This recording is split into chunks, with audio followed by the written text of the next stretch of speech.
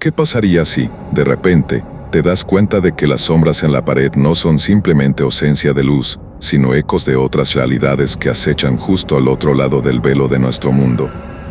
Imagina un eclipse solar en diciembre, un fenómeno que en sí mismo ya es una maravilla de la naturaleza, pero que en esta ocasión desata algo más, algo imposible de comprender plenamente.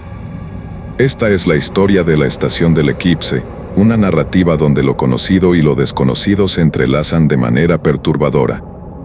Todo comenzó cuando el eclipse fue anunciado como el evento astronómico del año. La anticipación crecía en la pequeña ciudad de Haverhill, donde los residentes estaban emocionados por el espectáculo. Pero nadie sospechaba que aquel eclipse no sería simplemente un fenómeno natural. El 12 de diciembre, el día del eclipse, una bruma extraña cubrió la ciudad mientras el sol se oscurecía lentamente. Al principio, los ciudadanos estaban deslumbrados por el espectáculo, pero pronto la sensación de asombro se tornó en inquietud cuando las sombras comenzaron a comportarse de manera anormal. Jack, un joven entusiasta de la astronomía, decidió observar el eclipse desde una colina cercana a su casa. Estaba equipado con su telescopio y una cámara para capturar el momento. Pero, mientras el sol se cubría completamente, Jack notó algo que lo dejó perplejo. Las sombras de los árboles, de los edificios y de las personas no se movían como deberían. Parecían adquirir una vida propia, retorciéndose y alargándose más allá de lo físicamente posible. La realidad se distorsionaba ante sus ojos y, en ese momento, un escalofrío recorrió su espalda. Conforme las sombras se alargaban, Jack observó figuras que no pertenecían a este mundo. Seres espectrales emergieron de las sombras, atravesando la brecha dimensional que el eclipse había abierto. Al principio, eran apenas visibles, como siluetas borrosas en el borde de su visión, pero pronto se volvieron más claras y definidas. Jack intentó captar esto con su cámara, pero las figuras no aparecían en las imágenes. Era como si solo pudieran ser vistas por el ojo humano, una especie de maldición o bendición, dependiendo de cómo se mirara. El caos se desató en Haverhill. Las noticias hablaban de avistamientos de sombras moviéndose por sí solas, personas desaparecidas y fenómenos inexplicables. El Internet se llenó de teorías conspirativas, pero Jack sabía que lo que estaba presenciando era real. Decidió investigar más sobre el fenómeno y descubrió una antigua leyenda local que hablaba de un eclipse similar ocurrido siglos atrás, que abrió una puerta entre mundos. Mientras Jack profundizaba en su investigación, comenzó a experimentar cambios en su percepción de la realidad. Las sombras parecían seguirlo y, en más de una ocasión, sintió una presencia que no podía ver directamente, pero que sabía que estaba ahí, acechando.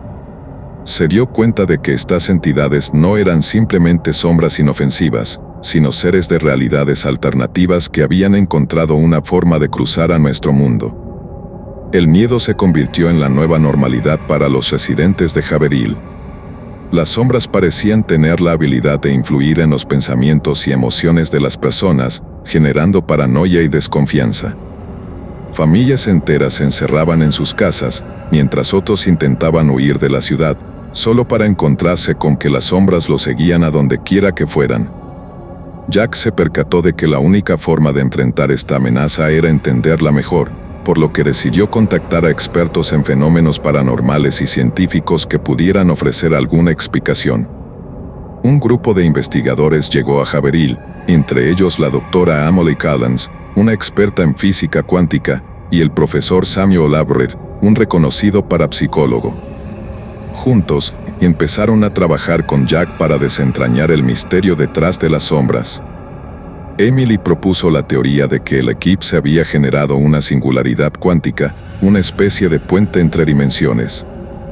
Samuel, por otro lado, estaba convencido de que las entidades eran conscientes y tenían intenciones propias, posiblemente no muy amigables. Las investigaciones del grupo los llevaron a un antiguo observatorio ubicado en las afueras de la ciudad, un hogar abandonado desde hace décadas y envuelto en leyendas de fenómenos inexplicables.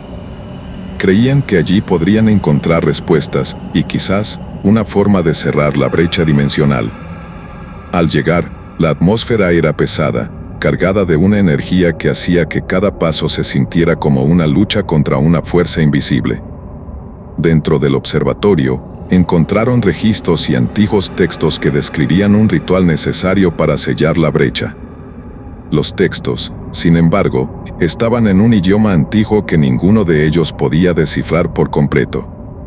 Esto nos llevó a buscar la ayuda de un lingüista, el Dr. Alan Hughes, quien tenía una vasta experiencia en lenguas muertas y criptografía antigua. El Dr. Hughes se unió al equipo y, tras arduas horas de trabajo y análisis, logró descifrar las instrucciones del ritual. Descubrieron que el ritual no solo requería palabras, sino también artefactos específicos que debían ser colocados en posiciones exactas dentro del observatorio. Estos artefactos, según los textos, eran llaves para cerrar la brecha y estaban esparcidos por toda Haverhill, ocultos en lugares de importancia histórica y mística. El grupo se dividió para recolectar los artefactos, enfrentándose a fenómenos cada vez más inquietantes. Las sombras seguían sus movimientos, intentando sabotear sus esfuerzos con susurros y visiones que distorsionaban la realidad. Emily, Jack y Samuel se adentraron en una antigua biblioteca en busca de uno de los artefactos, mientras que el Dr. Hughes y un par de voluntarios locales exploraban las ruinas de una iglesia antigua. Cada lugar parecía contener su propia historia de terror, relatos de personas que habían desaparecido sin dejar rastro o que habían sido encontradas en estados de delirio. En la biblioteca, encontraron documentos que detallaban experimentos fallidos con la apertura de portales, realizados por un culto que había estado activo en el siglo XIX.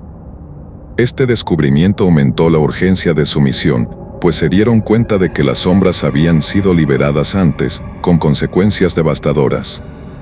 Mientras tanto, en las ruinas de la iglesia, el Dr. Hughes y su equipo desenterraron una caja de plomo que contenía uno de los artefactos.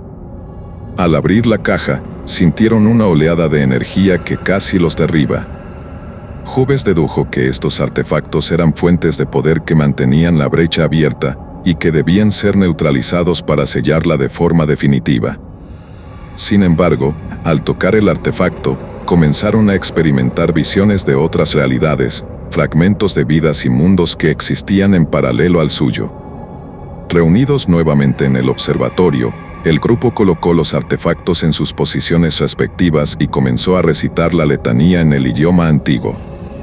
Cada palabra resonaba en el edificio, y las sombras atacaban con una ferocidad renovada, intentando detener el ritual a toda costa. La tensión era palpable, y cada miembro del grupo tuvo que enfrentarse a sus propios miedos y dudas mientras continuaban recitando. Finalmente, con la última sílaba pronunciada y el sol comenzando a emerger de nuevo, una explosión de luz llenó el observatorio.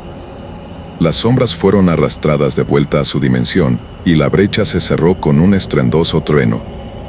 Haverhill quedó en un silencio inquietante. Las sombras habían desaparecido, pero el recuerdo de su presencia seguía latente en la mente de los sobrevivientes. Jack documentó toda la experiencia, asegurándose de que el mundo supiera lo que había sucedido, y advirtiendo que fenómenos similares podrían ocurrir en el futuro. Así termina la historia de la Estación del Eclipse. Si te gustó este relato, no olvides suscribirte al canal, dejar tu like y comentar qué te pareció la historia. Tu apoyo nos permite seguir trayendo más contenido aterrador y fascinante. Hasta la próxima.